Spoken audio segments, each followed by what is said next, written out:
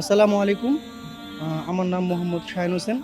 হাদাসানের কাছে আমার একটি প্রশ্ন, সেটি হচ্ছে গুনাহ থেকে বেঁচে থাকার জন্য আমাদের কোন, কোন আমল করা প্রয়োজন বা করা উচিত?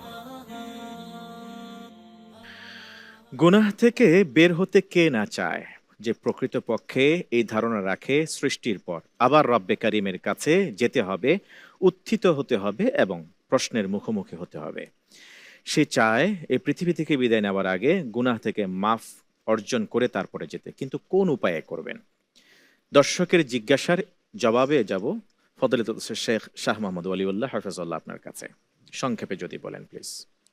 প্রথম হলো গুনাহ থেকে বেঁচে থাকার জন্য জ্ঞান প্রয়োজন।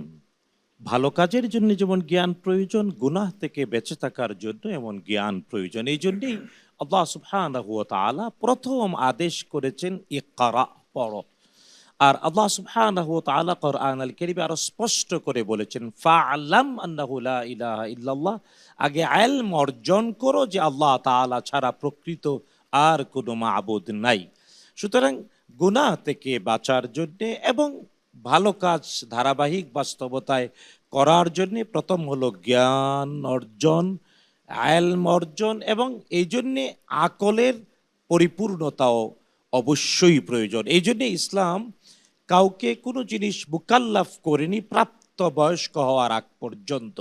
এটা ইসলাম যেহেতু দ্বীনুল ফিতরা, তাই দ্বীনুল ফিতরা হওয়ার কারণেই প্রাপ্তবয়স্ক হওয়া এবং জ্ঞান অর্জন করা, আকলের পরিপূর্ণতা, অর্জিত জ্ঞান সমেত অপরাধ থেকে বেঁচে থাকবে, ভালো কাজ ধারাবাহিক করবে। হ্যাঁ, আরেকটি বিষয়, যদি কারো অজ্ঞতায় অথবা প্ররোচনায় অথবা শয়তানের ওয়াসওয়াসায় গুনাহ হয়ে যায়, পাপ হয়ে যায়, তাহলে এর থেকেও মুক্তির জন্য একটি ব্যবস্থা আল্লাহ সুবহানাহু ওয়া তাআলা করেছেন।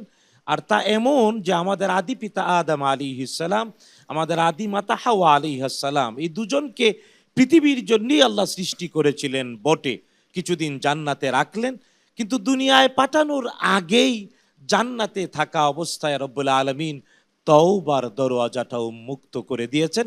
আর এই তওবার দরওয়াজা ততক্ষণ পর্যন্ত ব্যক্তির জন্য উন্মুক্ত যতক্ষণ না গারগার শুরু না হয়ে যায়, কণ্ঠনালীতে প্রাণ না আসা পর্যন্ত তওবা করতে পারে।